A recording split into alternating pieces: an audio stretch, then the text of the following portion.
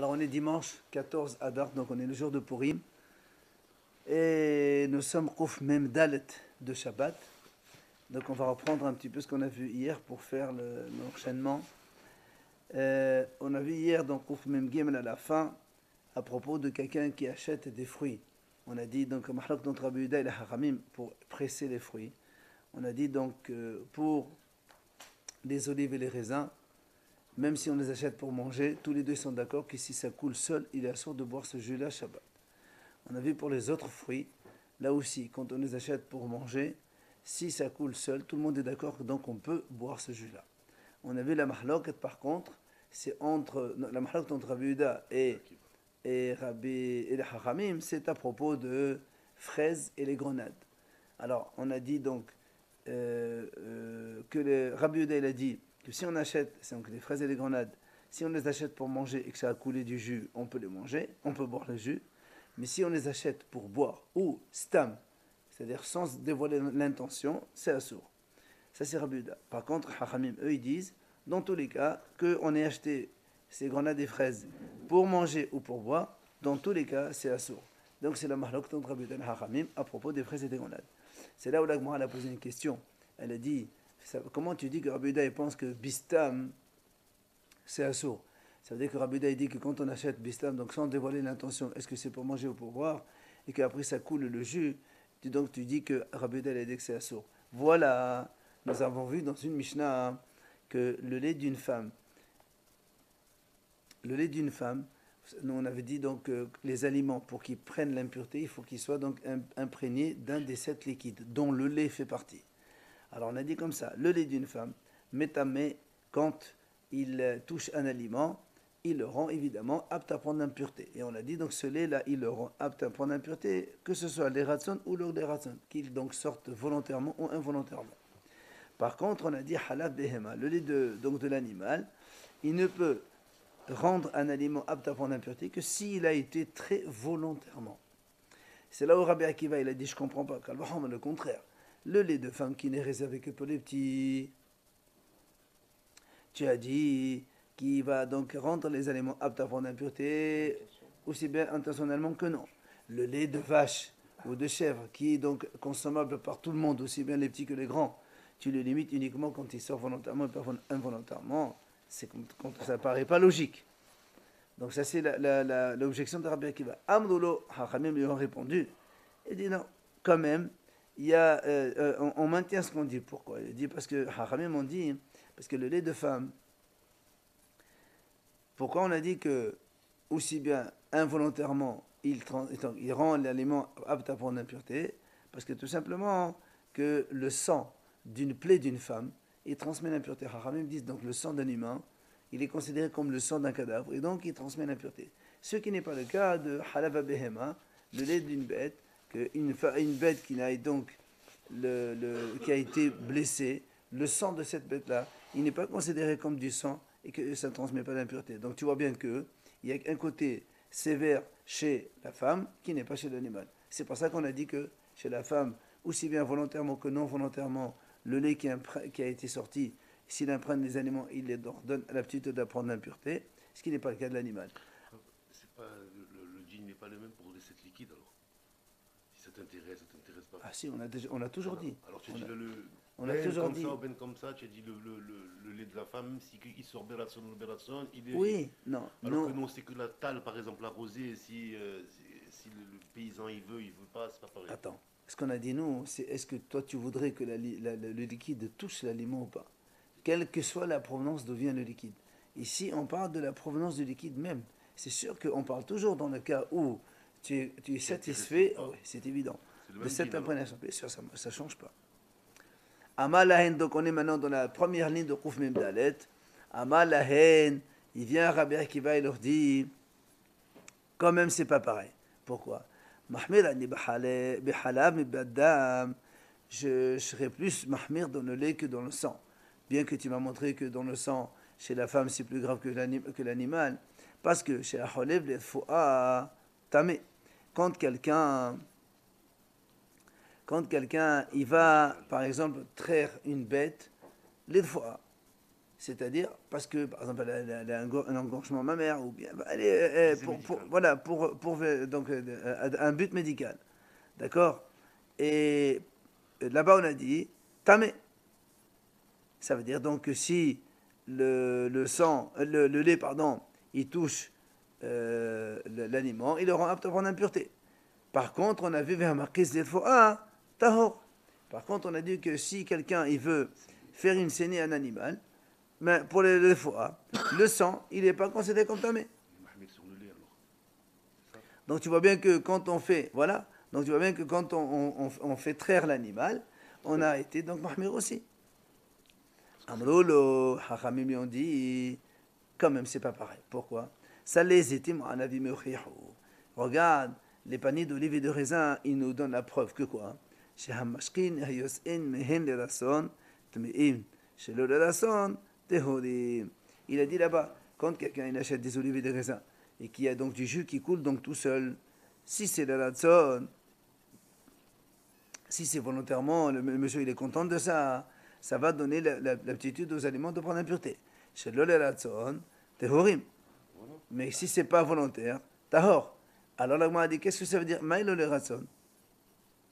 Ça veut dire quoi? Maï, lave le ratson de nehale, c'est le ratson bistama. La Gemara a dit, n'est-ce pas que quand on dit les ratson, ça veut dire quoi les ratson? Ça veut dire, j'étais content que ça a coulé. Et quand on dit chez le ratson, ça veut dire quoi pas volontaire? Ça veut dire bistama. Ça veut dire aussi bistama. J'ai rien dit, et ça a coulé du jus. Et donc, Ouma, donc tu vois bien que ici, les olives et les raisins que normalement ils sont destinés à être pressés. Et pourtant, nous on a dit, chez le ratson, vélo clou. Alors que, donc on vient de voir maintenant que quoi? Quand on a acheté des raisins et des olives, que normalement cela c'est fait pour presser, puisqu'on fait du vin et de l'huile avec. Et pourtant on a vu, quand c'est pas volontaire, ça veut dire quoi? C'est pas volontaire, c'est bistama. Et donc on a dit, donc ça c'est tahor. Les fraises et les grenades qui, eux, normalement ne sont pas obligatoires, on fait pour faire un jus. La chol shiken a fortiori que bistama c'est tahor. Donc comment tu dis que Rabbi Houda il a dit que bistama c'est assour? C'est la question de la Gemara. Exactement, pour la fin des grenades. Alors la Gemara répond, toi tu m'as dit que volontaire, c'est parce qu'il est content, et non volontaire, c'est parce que c'est stama. C'est pas comme ça qu'il faut comprendre. Les ratson, bistama. C'est le ratson, d'égaler à date, de amal à nehali. La réponse, c'est pas comme ça. Quand on a dit le ratson volontairement, c'est là où bistama.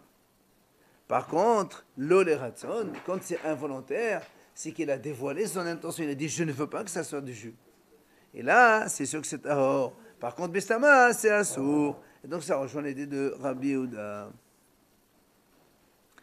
Veibaïtem. La Gemara a donné une autre réponse. Elle dit, Shan, et ça les était ma'anavim. Tu ne peux pas m'apporter la preuve de cela. Pourquoi?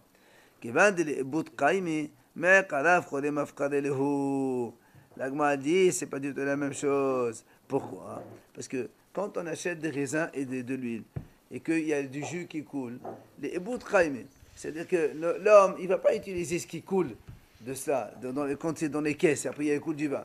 Alors, dès le début déjà, l'homme, il a donc déjà abandonné depuis, avant que ça survienne. C'est pour ça que là-bas, on a dit que c'est Bistama Simota. Mais les fraises et les grenades, ça n'a rien à voir. Alors, je peux te dire que non. Que les fraises et les grenades, l'homme, Bistam, ça veut dire qu'il veut les boire, et donc c'est un saut. Donc, il n'y a pas de contradiction. Hein? C'est pour ça qu'il dit, quand ça coule des caisses, des raisins, moi je peux te dire que lui déjà, il les a abandonnés puisque de toute façon ça coule par terre. Mais les autres qui ne sont pas pour ça, alors on peut dire que non. Alors la Gemara dit, dans les 3 dernières lignes, nous sommes arrivés, 3 dernières lignes, Kouf Mem Dalet, Ash ki han la beuda de modèle la banane, bisetement à la vie. La Gemara dit très bien. On vient de voir maintenant que Rabbi Houda, il est d'accord avec les Hachamim, que quand il s'agit des olives et des raisins, eh bien ils sont d'accord que Rabbi Houda, il interdit comme les Hachamim, quand il s'agit d'olives et de raisins, que si ça coule seul le jus, c'est quand même assourd. Maintenant la Gemara dit, Rabbanan de Modole de Rabbi Uda B'Shar Perot Minallan. Où on a vu, parce que nous on a dit, n'oublions pas au début, que Rabbi Uda est d'accord avec les Hachamim pour les olives et les raisins. Et les Hachamim sont d'accord avec Rabbi Uda pour les autres fruits. Que quoi hein? On ne parle pas des fraises et de grenades, c'est là où il y a le mahloket. Pour tous les autres fruits, Hachamim sont d'accord avec Rabbi Uda que si il achète des fruits et que ça coule du jus, si c'est pour manger, eh bien c'est motard, on peut boire le jus. Où on a vu que les Hachamim sont d'accord avec Rabbi Uda? Si c'est pour presser, non. C'est ça. Ah, c'est pour presser, c'est sûr que c'est assourd. Tout le monde est d'accord. Détania, il dit voilà, la Braïta a dit Sohatin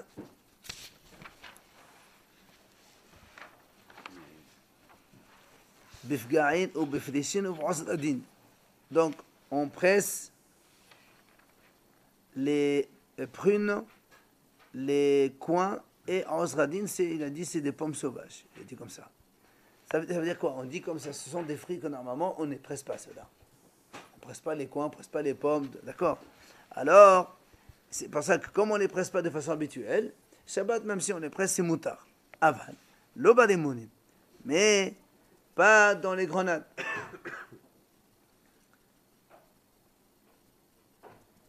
D'accord? Donc Shabbat, on a le droit de presser les pommes, les coins ou autres, mais les grenades, non. Il dit, chez Bet Menashe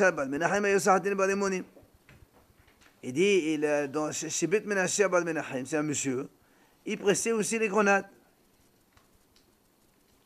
Alors, donc, qu'est-ce qu'on voit ici, enfin? On voit que les Hachamim sont d'accord, puisque les Hachamim eux-mêmes, ils disent, dans la Braïta, c'est marqué, qu'on a le droit de presser les pommes, les coins, tout ça. Donc, les fruits qui ne sont pas habituellement pressables, eh bien, tous les autres fruits, donc, on a le droit de les presser. Là, on m'a dit, on m'a dit, qui t'a dit que ça, c'est l'auteur de cette Braïta, c'est les Hachamim? Peut-être que c'est Rabbi Uda toujours, et que les Hachamim ne sont pas d'accord avec lui. Alors là, le réplique, elle lui dit comment? Et moi, elle m'a dit, et même si on dit que c'est Rabbi Uda, qu'est-ce qu'on a vu, nous, ce Rabbi Uda? Rabbi Uda, il a dit, quand on achète des fruits, et que le jus, il coule tout seul, alors tu peux le boire. Mais là, tu es en train de me dire carrément qu'on a le droit de presser. On n'a jamais vu que Rabbi Uda, il a dit la même chose. Et la maït d'Arlemema. Elle m'a dit, qu'est-ce que tu vas me dire?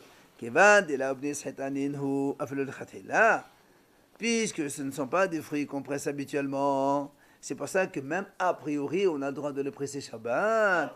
Et bien la maït dit la même chose. La banane,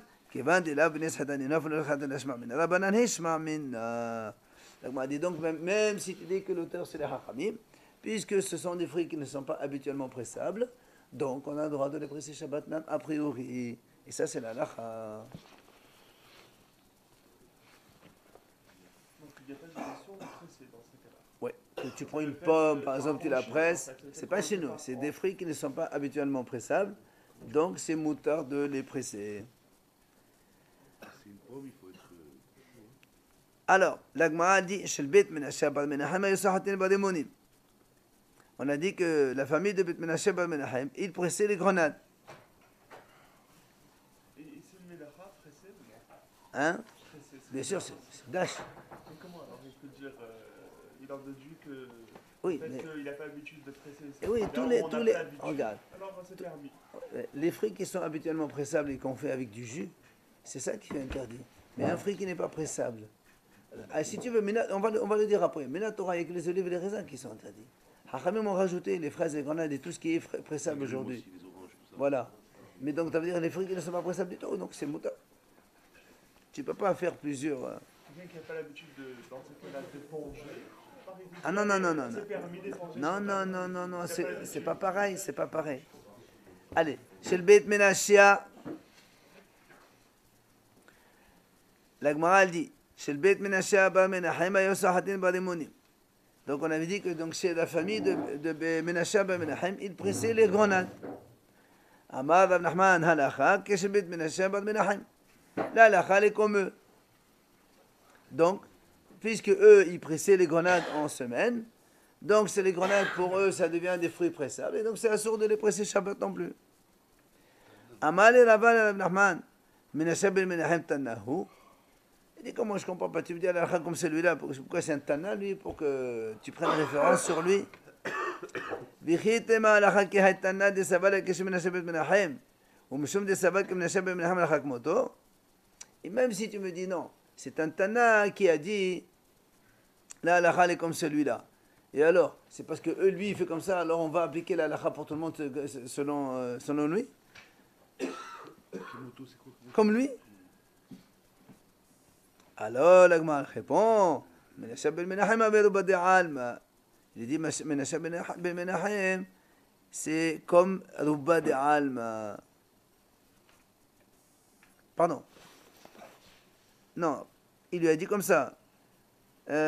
וכי תמלך תנצב לקצון מן המנחם ומשום זה מן המנחם מלאכה כמותו מן השם בן מנחם העבד עבדי עלמא. Donc m'a dit comment? C'est un seul individu, tu me dis voilà on fait la halakha comme lui. Pour faire la halakha comme lui, il faut que ce soit la majorité. Donc Badi Alma c'est la majorité. L'Agma répond oui. Dites-nous, il dit oui, regarde. Hamikayim Kosim Bakerem. Rabbi Eliezer אומר קידש וחכמים ממנו מקדש לדבר שכמוהו מקיימין. Il dit comme ça, si quelqu'un il a un vignoble, il laisse pousser dans le vignoble, kosim, c'est des ronces, mais ici en fait c'est des choses qu'on donne à manger aux animaux. Alors, Rabbi Eliezer dit קידש, Rabbi Eliezer dit c'est kilaim, c'est assour. Parce que nous on n'a pas le droit de mélanger donc des plantes entre elles, surtout avec la vigne. Alors, quand tu laisses pousser entre les vignes des choses comme ça, et qu'après tu vas donner à manger aux animaux, c'est qu'il aime ça, sourd. Hachamim disent non. Et nous, Hachamim disent on ne peut pas faire comme ça. Qu'il aime, c'est uniquement des plantes qu'on a l'habitude de laisser pousser dans les champs. Or, ces ronces-là, on les coupe en général. Donc, ça ne s'appelle pas quelque chose qui est qu'il aime. Il vient vers Amad Rabbi Hanina. Pourquoi Rabbi Eliezer il a dit c'est qu'il aime? Parce que Sheken be'arvaya meqaymin qasisadu dermalihem. Il dit parce que dans une ville qui s'appelle Arvaya, là-bas on fait comme ça. On laisse pousser les ronces pour donner à leurs chameaux.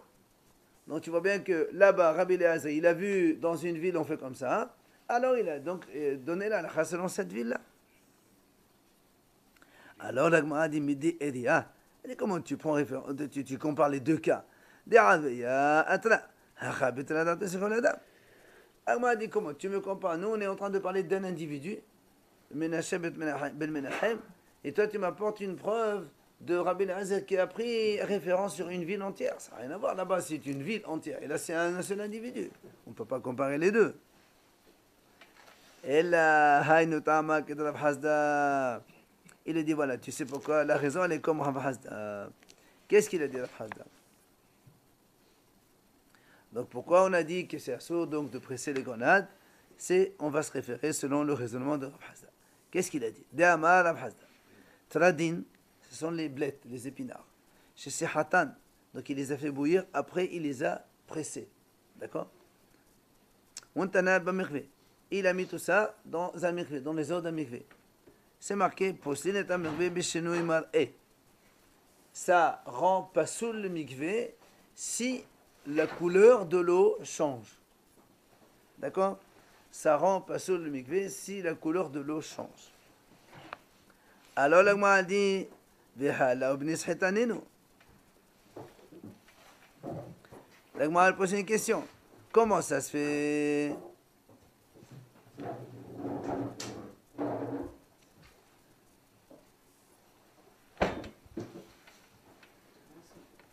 Comment ça se fait que tu me dis que si on presse des épinards dans un mikvé, que ça change l'aspect et la couleur de l'eau, ça rend pas sur le mikvé? Mais les tradines, ce n'est pas des fruits qu'on presse. Les épinards, ce n'est pas des choses qu'on presse.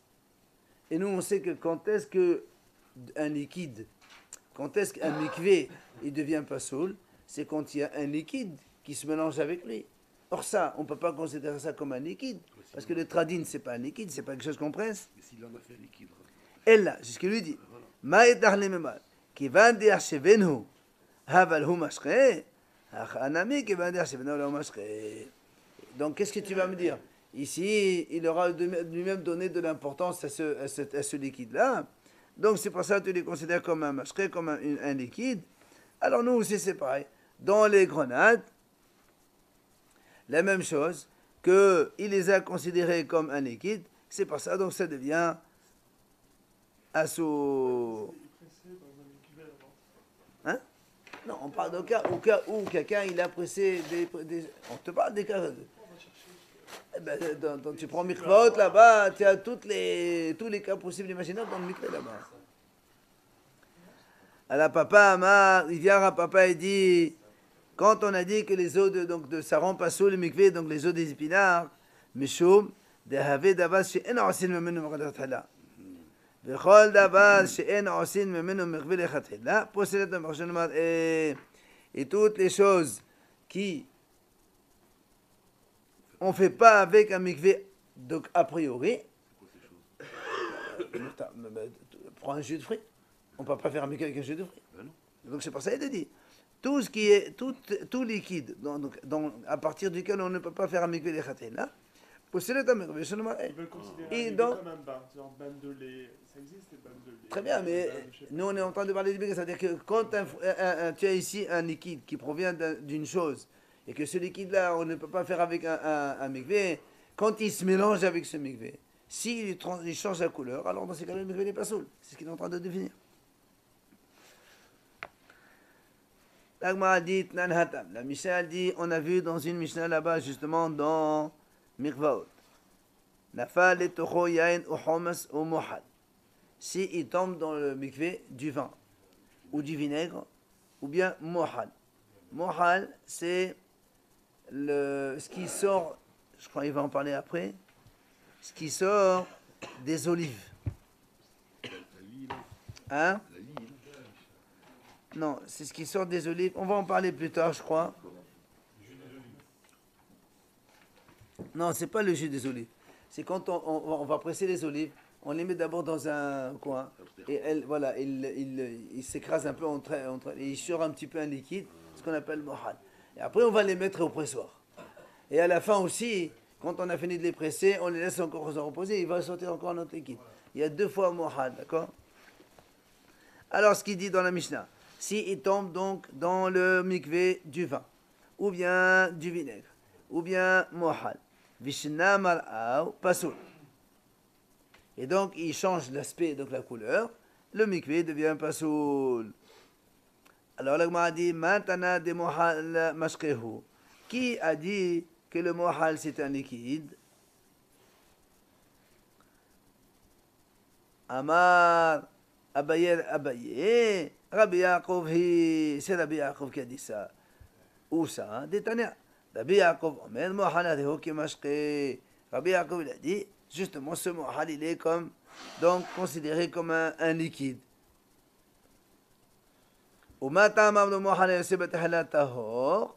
Alors pourquoi les Hakamim ont dit que le mohal, quand il sort au début, il est tahor? Ce qu'on a dit nous, parce que quand on amène les olives, avant de les amener au pressoir, on les laisse un peu s'écraser tout seul, et ce qui sort c'est mohal. Alors il dit, si tu dis que c'est un mashke, c'est un liquide, alors pourquoi tu dis ce qui sort au début c'est tahor? Normalement, si c'est un liquide, quand il imprègne Parce que ça change l'huile pas. d'olive, quand elle imprègne, ça fait partie des 7 liquides. Quand ça imprègne un aliment, il devient apte à prendre impureté. Alors pourquoi? Non, on parle pas de ça, c'est à part maintenant. On m'a posé une question à part. Si tu dis que le mohal c'est un mashre, d'accord, si tu dis que le mohal c'est un mashre, alors pourquoi il est tahor? C'est pas un des sept. La Gemara dit, elle répond, les fiches et non, c'est birkiomo. Parce que, en fait, ça ne nous intéresse pas, ça. Nous, ce qu'on veut, c'est pas ce qui sort maintenant. Nous, on veut que les olives s'écrasent pour ensuite les envoyer plus facilement au pressoir. Donc c'est pour ça, Eno Sebiriomo, moi, au contraire, plus il sort, moins il va sortir de l'huile après. Vous comprenez? C'est pour ça qu'il dit, comme il veut pas que ça vienne, eh bien, c'est tahor. Mais quand on te parle de cette liquide, on te dit pas ça t'arrange pas. Hein. Non, encore une fois. On parle pas de l'arrangement quand ça imprègne. On parle d'où il vient déjà à l'origine. Rabbi Shimon Omer, Mohal eno kemashke. Rabbi Shimon lui dit non, monsieur, le Mohal il n'est pas considéré comme un des 7 liquides. Ah, umatam amno Mohal yosemer kol betabat tameh.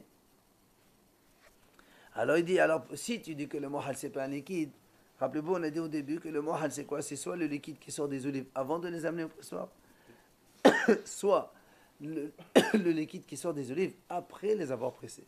Quand on a fini la pression des olives, on prend les olives écrasées, on les met dans un coin, il va sortir quand même un liquide parce que par le poids, il sort toujours un petit truc. Ce qu'on appelle le mohal aussi. C'est pour ça qu'il lui dit. Alors pourquoi on a dit mohal, c'est donc ce mohal qui sort après le pressoir. Si tu dis que c'est pas un liquide, alors pourquoi il est tamé? Si c'est pas un liquide, il peut pas donc même s'il imprègne les fruits, ils sont pas tamés. Celui d'avant aussi, le mohal du début aussi. Le mohal de début, on a déjà dit que comme c'est biqiyum. Maintenant il parle donc de la fin. Il dit les filles, chez efshalo belo sersohe shemen. Il dit parce qu'en fait, quand il sort en dernier, il y a toujours un peu d'huile d'olive qui se rajoute avec lui. Obligatoirement. Puisque les olives ont été pressées. Les olives sont autour d'elles, il y a toujours un peu d'huile d'olive. Donc avec le mohal, il va sortir de l'huile d'olive. Et l'huile d'olive, c'est un liquide obligatoirement. Donc le premier mohal, c'est pas le même alors. Le premier, non. Le premier, on n'a pas encore fait l'huile d'olive. Et il n'est pas tamé, on a dit le contraire, il est tahor le premier. Il est tamé à mikvé. Il tombe le mohal qui tombe dans un mikvé. Justement, comme c'est pas un mashqé, il est poussé le double seulement. Il est apte à prendre un peu, c'est ça? Le dernier, oui. Oui, parce qu'il y a un peu d'huile d'olive dedans. Voilà. L'huile d'olive, ça fait partie. L'agma a dit, c'est quoi la différence entre les deux? C'est-à-dire entre le mohal celui-là et l'autre. Il lui a dit,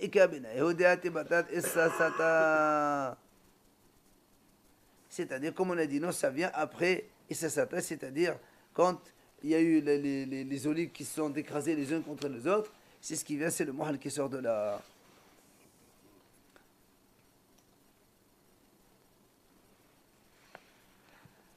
Rabba Amar, Meshum, de Haved Abbas, Yenon, Senemeno, Mekwe, Opposeta, Mekwe, Beshenomar, Rabba, il a dit, parce que tout simplement, quand on a dit que le mohal, il est considéré comme une boisson quand même, comme un liquide, et étant donné qu'on ne fait pas avec un mikvé, alors dans ces cas-là, comme on a dit au début, donc tout produit avec lequel on ne peut pas faire un mikvé a priori, eh bien, il rend inapte le mikvé, Bishenoi Mar'e, quand il y a changement de couleur. S'il n'y a pas de couleur, il n'y a pas. Bah non. Tu vois dans la Mishnah, là-bas, il y a un tas de différences. Donc tout mis à part l'eau, quoi. Et non, il y a le vin, il y a le lait. On peut faire un migré. Non, on ne peut pas faire migrer, mais s'il y a coule, ça coule, est-ce qu'il y a changement d'aspect ou pas? Ça dépend, quoi, la quantité. Si tu as un petit bout qui tombe, c'est rien du tout. Mais tout avec les quantités, ça. Ah ouais, comme tout. Ouais, mais tu prends. N'importe quoi en tout, Du bleu de méthylène, Tu prends par exemple, je sais pas moi, de l'alcool. de l'iode. Bourra, c'est blanc. Bah, tu mets 3, 10, 20 litres, ça ne change pas la couleur. Hein. C'est toujours la même chose. C'est limpide. Amar Rav Yehuda Amar Shmuel. Il a dit Rav Yehuda au nom de Shmuel. Écoutez bien, ça c'est des choses qui sont en pratique courante, donc à l'chik au niveau Shabbat. Sohet Adam, Eshkol Shel Alavim letoch ha'kedera, aval lo letoch ha'ke'ala. Donc il a dit Rav Yehuda au nom de Shmuel. Un homme, il peut presser une grappe de raisin, letoch ha'kedera, c'est-à-dire dans une casserole contenant des aliments solides. D'accord? On a dit donc quelqu'un, il a des aliments, on peut presser des fruits dessus, n'importe quel fruit. Par contre, aval lolet ochakara, mais pas dans un récipient vide pour faire du jus. Ça c'est assourd, donc souhet. Hein? Il va le dire. Amar Rav Hizda, medevre Rabbeinu nilmad, holev adam aiz letochakara, aval lolet ochakara. La même chose, il dit, dans ces cas-là, on a le droit de traire un animal et que le lait il tombe directement dans des aliments. Mais pas, on n'a pas le droit de traire un animal quand le lait il tombe dans un récipient vide et ça fait du lait. Alma, l'agma a dit donc qu'on voit ici que quoi? Kasavar, mashqih bala ochel ho. Quand on fait sortir un liquide et que le liquide il rentre dans un aliment solide immédiatement, ce n'est plus considéré comme un liquide, ça fait du solide. Donc il n'y a plus de séparation entre solide et solide. Tu prends une orange, c'est un aliment solide. Tu fais un jus, c'est un aliment liquide. Mais si le jus il rentre directement dans un gâteau, donc tu as fait séparer solide et solide, il n'y a pas donc d'interdiction. L'interdiction, c'est quand tu sépares le liquide du solide. Non, mais si finalement on a plus de jus que. Non, alors dans ces cas-là, il faut que ce soit imprégné. Pas tu mets 10 oranges dans un petit morceau de gâteau comme ça. Donc quelqu'un qui le bord d'une orange, il presse le. Justement, c'est pas ça. Non, non, ça c'est interdit. C'est permis seulement quand le jus s'imprègne dans le solide. Donc il faut presser le fruit directement sur le. Absolument, directement sur le solide. L'assaisonnement, pardon, juste. Voilà, tu mets un peu, oui, oui. Un peu de, tu as un poisson, tu mets un peu de citron, tu mets.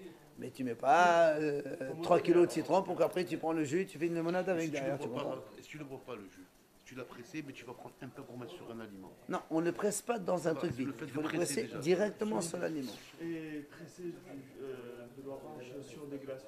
C'est Sur solide. des Glaçons. La glace. Ah non. C'est quoi? Non, mais c'est vrai, c'est du solide. Et non, parce que le glaçon, il absorbe pas. Le glaçon, il est dur. En fait, ça absorbe pas. À moins Ça- que parce que le fait qu'il devient solide, il se transforme en liquide. Non, non, non, non, non. La définition est que le jus que tu fais couler en pressant le fruit, il s'imprègne dans le solide. Il rentre dans le solide. Absorbé. Alors, donc, on a vu donc maintenant un cas simple. Donc, l'idée qu'on vient de sortir maintenant, c'est quand on fait presser un fruit et que le jus il rentre dans un aliment solide, c'est considéré comme un aliment solide. Le liquide qui sort, c'est un aliment solide, c'est plus un liquide. Alors, maintenant, la Gemara va poser une question. Métiv Rami Barhama. Rami Barhama, il pose la question suivante. Zav, Sheholev et Ha'ez. Il y a un monsieur qui est Zav. Zav, c'est un monsieur qui a un écoulement et qui est tamé. Tout ce qui touche, c'est impur. Il a trait une chèvre. Et halav, tamé. Le lait, il est tamé. Pourquoi? Parce que le zav, tu vas me dire, mais il n'a pas touché le lait. Richon, Il n'a pas touché le lait. le kéli. Il n'a pas touché le lait.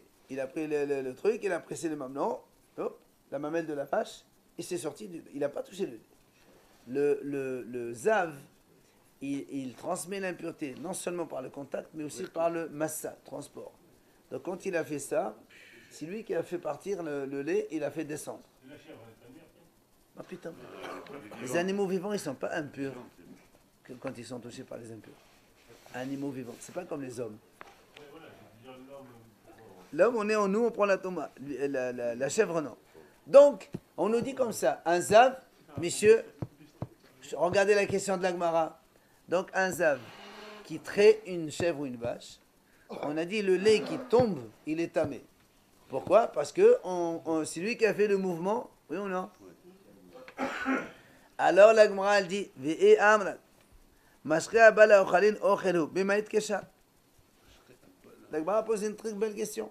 Ici on dit imaginons que le zav il a trait ce lait sur un gâteau qui est sec. D'accord? Et donc nous on dit que le lait qui est trait sur un gâteau c'est considéré comme un aliment solide. Oui. Oui. Comment un aliment solide il peut prendre l'impureté tant qu'il n'a pas été imprégné par un liquide auparavant? Ben là, tu l'imprègnes avec le lait. C'est le lait qui est considéré comme solide maintenant. C'est le lait lui-même qui est considéré comme solide. Mais la question, Alors il faut suivre. On a dit un zav il a trait une chèvre. Le lait qui sort il est tamé. Jusqu'à là tout va bien. La Gemara dit non ça va pas bien. Parce que imaginons qu'il a trait le lait sur un gâteau. Donc le lait qui sort il est considéré comme un aliment solide. C'est ce qu'on a dit. Un liquide. C'est ce qu'on a dit, on vient de dire Shabbat. Un liquide qui vient dans un solide, le liquide est considéré comme un solide. C'est ce qu'on vient de dire. on parle d'un peu. Et alors, c'est la même chose. Dans ces cas-là, ce lait qui est considéré entre parenthèses comme un solide, comment ça se fait qu'il devient impur alors que normalement un aliment solide ne prend l'impureté que s'il a été imprégné auparavant par un liquide? Et ici, il a été imprégné par rien du tout. C'est quand même deux C'est aliments du lait différents. tamé qui tombe sur un C'est aliment. pas un lait tamé. Justement, la question que tu dis, la Gemara elle dit pourquoi le lait est tamé? Avant de tomber sur le liquide, il fait un chemin avant de tomber Non, sur monsieur. Lui, Non. le monsieur, il n'a pas touché le lait. Il a Mais touché que justement. la mamelle. Mais le lait, on dit que le lait. Mais toi, non. Nous, on dit que le lait, quand il tombe dans le gâteau, depuis la sortie jusqu'en bas, il est considéré comme solide, pas liquide. C'est que s'il tombe sur D'accord, un mais même récipient. Ah oui. un zap avec du solide, il est tamé aussi, non? Non.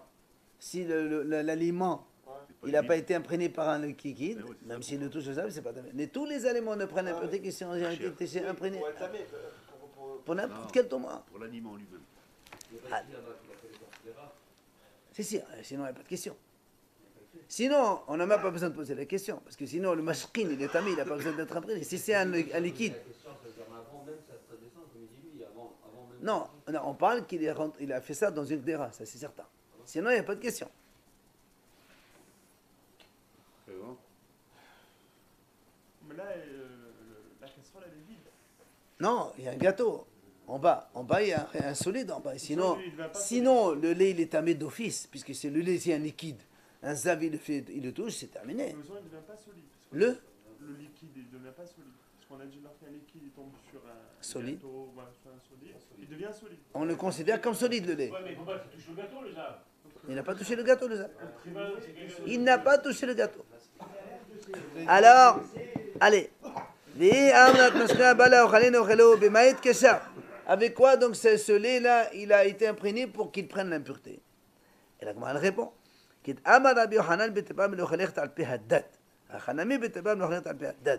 La Gemara dit, c'est comme ils font les femmes avant de donner tété à leurs enfants, elles font un tout petit peu, voilà, un petit peu dans l'orifice pour que ça facilite après. Ben, il dit la même chose ici.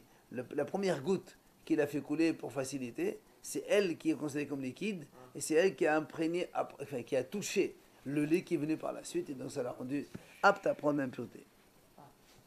Mettez la vina. Pourquoi c'est la première fois qu'on fait là avant? C'est un liquide, c'est pas un solide. Mais parce qu'il n'avait pas. Tu t'en sers pas. Parce qu'il n'avait Et pas. voilà. Cette goutte-là, Tomber sur un gâteau. même si elle tombe, s'en fout. C'est cette goutte-là qui a fait que elle a touché, entre parenthèses, elle a imprégné l'aliment, le lait d'après. Voilà une deuxième question. Donc, c'est pas T'es même considéré comme un liquide, ça, ce petit liquide. Ouais, ouais, ça suffit. Ça suffit. C'est comme un 60e le lait sur. Non, non, non, c'est pas un comme truc ça. de- Un aliment qui a été imprégné Ça par un allume. liquide n'importe lequel, ça prend l'impureté. Donc, une deuxième question dans le même style. Tememet. Si un tememet, quelqu'un qui est donc impur par un mort, sahat zetim va'anavim kabetza. Il a pris donc des olives, des raisins. Il a pressé des raisins comme ça.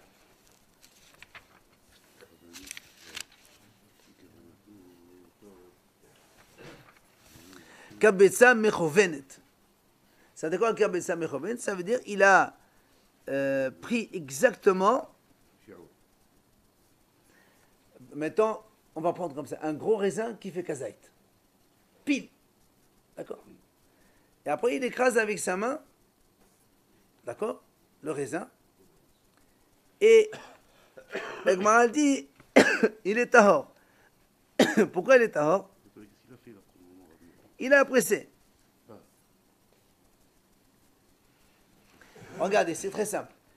Lui, il a pris le raisin. Si le raisin, il est kabetza, d'accord, le raisin, il prend l'impureté. Mais comme lui, il a pris le raisin, il a pressé. Dès que la première goutte, elle sort, oui, le raisin, il est moins que kabetza. Or, les aliments ne transmettent l'impureté que lorsqu'ils sont kabetza. Du coup, tout ce qui sort, il est tahor. Je répète, La première pression. il a un raisin dans la main qui fait kabetza Il diminue le pile. volume de Kabetza. Kabetza. Il presse. Il diminue son volume. Il est plus comme ça. Voilà, la première goutte qui sort. Ici, il n'y a plus kabetza, donc il n'y a plus d'impureté. D'accord? Hayotome kabetza. Mais si maintenant le raisin il fait plus que kabetza, quand il presse, la première goutte qui sort, elle est donc c'est du raisin, c'est du jus de raisin. Mais comme lui, le tamémet, il touche le raisin il est impur, et le raisin, il transmet l'impureté au jus qui va sortir derrière. Un tamémet, un homme qui a touché la mort. Et encore le fait que c'est plus ou moins que ça. Parce que les aliments ne transmettent l'impureté que quand ils ont un volume de kabetza. Moins que kabetza, ils ne transmettent pas. Alors la Gemara dit, elle pose la même question que tout à l'heure. Si maintenant on dit que ce tamémet, il a pris ce raisin, ce gros raisin, qui fait plus que kabetza, il l'a pressé sur un gâteau. Et donc le jus qui sort, c'est comme un gâteau. C'est un solide. Alors comment il est devenu imprégné pour qu'il prenne l'impureté? C'est impossible. La même question que tout à l'heure. Si on dit que l'aliment, un liquide qui sort donc vers un solide, il a la définition d'un solide, alors il ne peut pas être impur.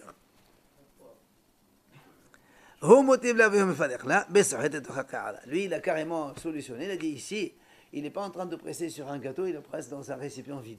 Automatiquement, c'est même pas solide, donc il est déjà mashkin, tamé de suite. Il ne pensait pas. C'est le suspense. Mais est-ce que tu poses sur un gâteau? Alors, répondez. Amar Rabbi Irmia. Il a dit Rabbi Irmia qui est Tanaï comme le mahlok de Tanaïm. Ha mahalik ba'anavim le hurshad. Rabbi Yehuda Omer hurshad. Il dit comme ça.